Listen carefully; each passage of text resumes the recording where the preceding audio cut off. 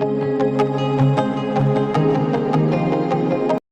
my cute little learners. Welcome back to my YouTube channel. So, today we will learn about a new topic which is ecological model system theory given by Yuri Bronfer Penner. So, without any delay, let's get into the video. So, first of all, who was Yuri Bronfer Benner? So, Yuri Bronfer Benner was a Russian and American psychologist who was mostly known for his ecological system of theory. What does this mean? This simply means कि Urie ब्रॉनफर banner एक Russian American psychologist हैं जो कि जाने जाते हैं अपने ecological systems of theory के बारे में के लिए, ठीक है। सो फर्दर मोर अगर हम देखें तो ये जो यूरी ब्रॉनफर बैनर हैं ये बिलीव करते हैं कि बच्चों की जो डेवलपमेंट है that is child's growth is influenced by different layers of environment that is from family to society. So this means कि यूरी ब्रॉनफर बेनर ये मानते हैं कि बच्चे की जो ग्रोथ है वो उसकी एनवायरनमेंट से, उसकी सोसाइटी से काफ़ी ज़्यादा इन्फ्लुएंस होती है, right. And there are different layers of environment. कोई एक सिंगल फैक्टर या सिंगल एस्पेक्ट नहीं अफेक्ट करता चाइल्ड की ग्रोथ पे। There are multiple factors, right. So let's move further. So furthermore अगर हम देखें तो आपके जो यूरी ब्रॉनफर बेनर हैं उन्होंने 5 स्टेजेस दिए थे, ठीक है, इकोलॉजिकल सिस्टम ऑफ थ्योरी के लिए। But before getting into the stages let's first learn what is ecological model. So ecological theory जो है वो एक्सप्लेन करती है सिंपली कि बच्चों की जो डेवलपमेंट है वो इन्फ्लुएंस होती है डिफरेंट टाइप ऑफ एनवायरनमेंट्स को, जिसको उन्होंने बोला systems, right. That is the environment around the child. और ये होती है फ्रॉम फैमिली से लेके सोसाइटी, कल्चर, सारी चीज़ें बच्चे की डेवलपमेंट में अफेक्ट करती हैं। So he helped us understand that children don't grow in isolation, their environment deeply impact who they become. This simply means कि बच्चा अकेले रह के नहीं डेवलप कर सकता, उसको एक प्रॉपर एनवायरनमेंट और सराउंडिंग चाहिए होती है अपनी ग्रोथ को और एनहांस करने के लिए, राइट। सो फर्दर मोर अगर हम देखें तो इस थ्योरी के कुछ 5 सिस्टम्स हैं और 5 स्टेजेस हैं। सो उसमें से सबसे पहला जो सबसे क्लोजेस्ट है वो है आपका micro system. So what is micro system? So micro system जो है आपका वो सबसे ज़्यादा क्लोजेस्ट एनवायरनमेंट होता है आपके बच्चे का। That is the immediate environment of the child, जहाँ पे बच्चा डायरेक्टली इंटरेक्ट करता है जो भी उसका केयर गिवर होता है या जो इन्वायरमेंट होती है उसके साथ। लाइक फॉर एग्जांपल जैसे आपकी फैमिली हो गई, आपके स्कूल टीचर्स हो गए, आपके फ्रेंड्स हो गए, आपके नेबर्स हो गए, इनसे बच्चा डेली बेसिस पे इंटरेक्ट करता रहता है एंड उस कोई भी चीज़, कोई भी चेंज होता है उसके इस सराउंडिंग में तो वो अफेक्ट करेगा बच्चे की डेवलपमेंट को। Like for example let's say एक बच्चा है जिसको काफ़ी ज़्यादा सपोर्टिव फैमिली मिली है, उसके पेरेंट्स हर चीज़ में उसको सपोर्ट करते हैं, उसे हेल्प करते हैं। तो वो जो बच्चा है he or she is more likely to be confident enough, right. उसमें काफ़ी ज़्यादा कॉन्फिडेंस होगा in comparison to a child जिसको काफ़ी ज़्यादा कॉन्फ्लिक्ट्स फेस करने पड़ते हैं अपने इमीडिएट एनवायरनमेंट में, दैट इज़ उसकी माइक्रो सिस्टम में ही। Like for example let's say एक बच्चा है, वो काफ़ी ज़्यादा लाइक एवरेज टाइप का स्टूडेंट है। उसको अगर उसकी टीचर काफ़ी इनकरेज करती है स्टडीज़ के लिए तो उसके अंदर और ज़्यादा मोटिवेशन डेवलप होगी, ठीक है। एंड वो ज़्यादा चाहेगा कुछ अच्छा सीखना, पढ़ना, बनना, ठीक है। सो दिस इज़ हाउ जो आपका माइक्रो सिस्टम है वो अफेक्ट करेगा आपके बच्चे को डायरेक्टली उसकी डेवलपमेंट को, राइट। देन फर्दर मोर अगर हम देखें तो आपका सेकेंड स्टेज जो है दैट इज़ मीजो सिस्टम। अब मीजो सिस्टम जो होता है that is a kind of relationship between different parts of the child's environment and the microsystem. Like for example relationship between a parent and a teacher, or a friend and the parents or the caregivers, or communication between school and home. ये different factors हैं which will affect the development of the child, right. For example, a parent who regularly talks to the teacher knows the child's strength and weaknesses and can support at learning, right.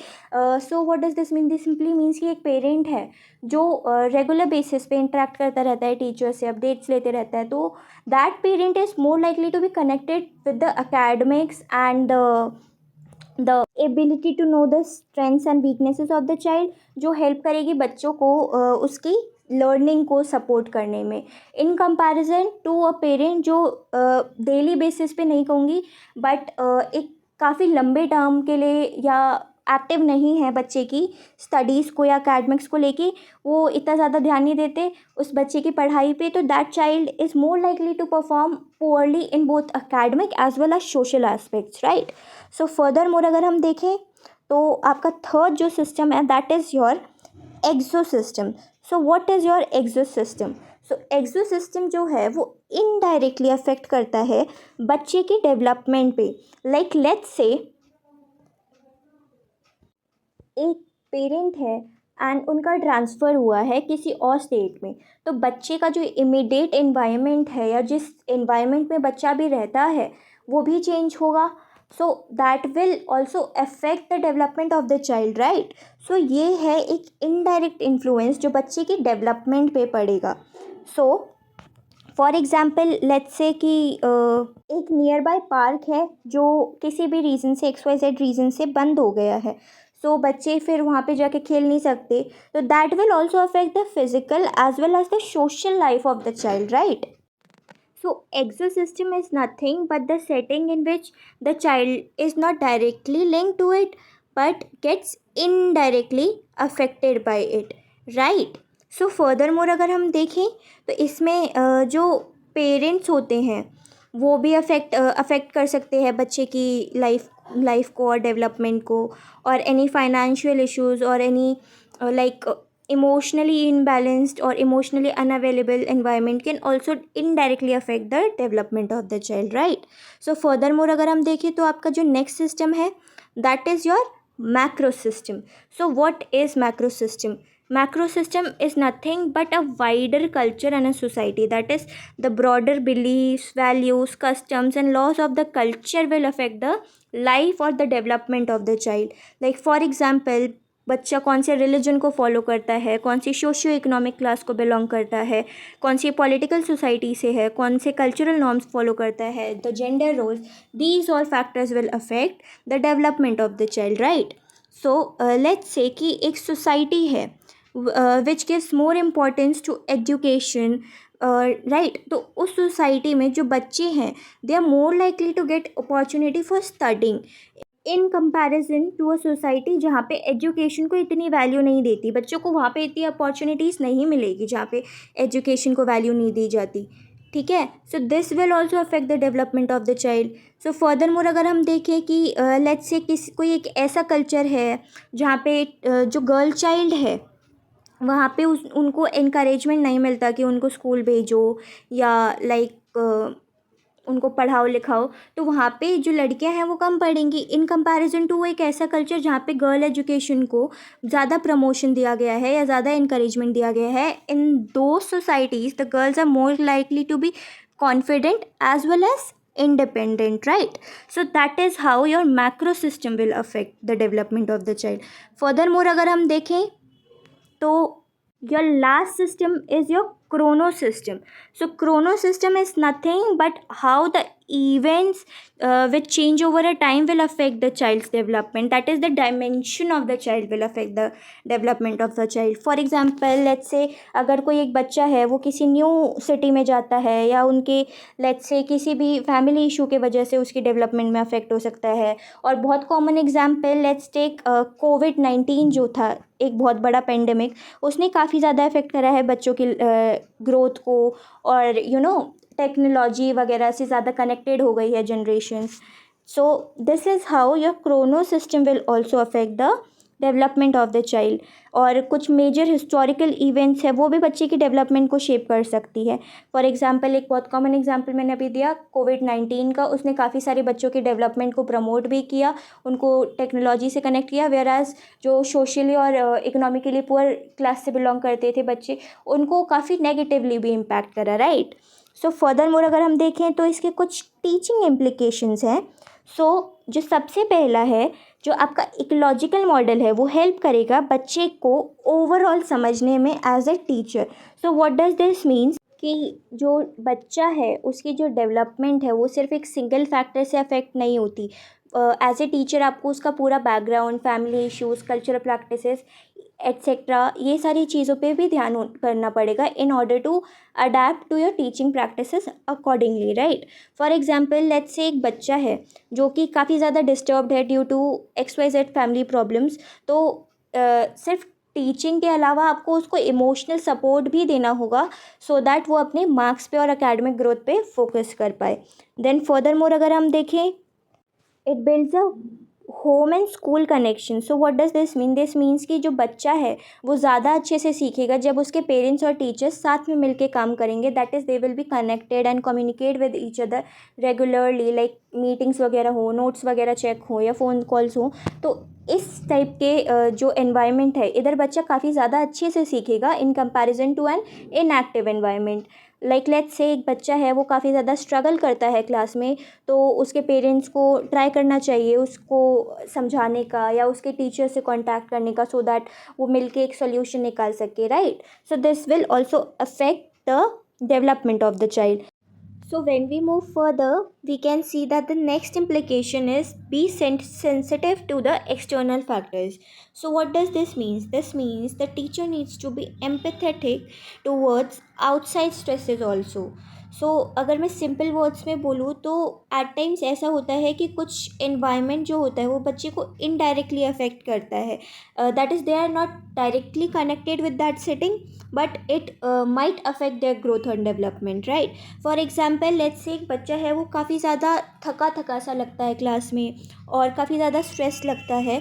So as a teacher it is your responsibility to know the reason behind that, right. For example, let's say the child might be facing some parental issues or family issues or neighborhood problems, so that will also affect the development of the child. So furthermore अगर हम देखें, the next implication is respect towards cultural differences. So what does this mean? This simply means that children belong from different cultural norms and they have different belief systems, etc. So as a teacher it is your responsibility to make the classroom content inclusive and उसे ऐसा बनाने का try करो that it seems to be respectful towards all backgrounds and cultures, right. For example as a teacher you can use diverse stories or celebrate different or teach during like festivals or teach about different cultural festivals, right. And you need to avoid stereotype while using the teaching aids and materials, right.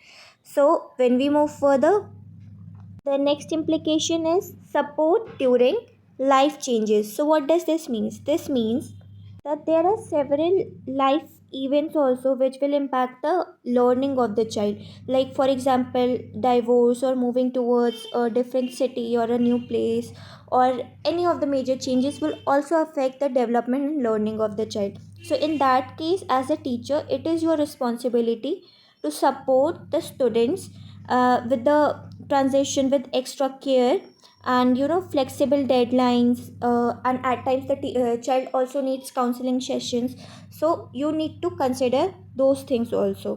For example, let's say during COVID-19 जो pandemic था, several teachers shifted from offline mode to online classes, which was bit difficult as a teacher. सो उस time में as a teacher आपकी responsibility थी कि आपका focus ज़्यादा हो स्टूडेंट की वेलबींग पे rather than just simply focusing on the academic aspects, right.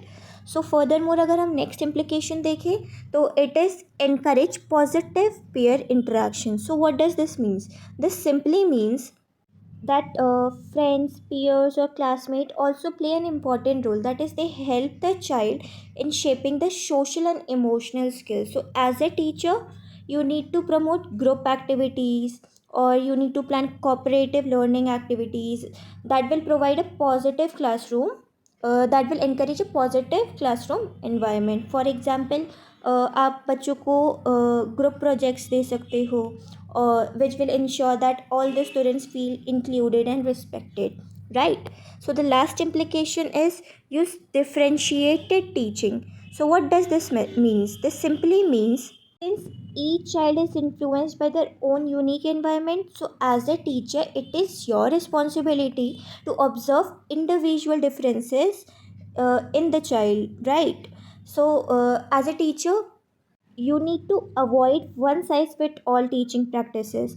As a teacher आपको multiple teaching methods use करने चाहिए in order to reach every learner. For example, let's say कुछ बच्चे ज़्यादा अच्छे से समझते हैं विजुअल एड से, ऑन द अदर हैंड कुछ लोग ज़्यादा अच्छे से समझेंगे हैंड्स ऑन लर्निंग एक्टिविटीज़ से और स्टोरी टेलिंग से. सो आपको ये सारी फैक्टर्स और ये सारे टीचिंग मेथड्स डिफरेंटली अडेप्ट करने का ट्राई करना चाहिए in order to reach every learner, right? So this was all for today's video. I hope my video helped you little learners. So do like, comment, share and subscribe to my YouTube channel. Bye bye.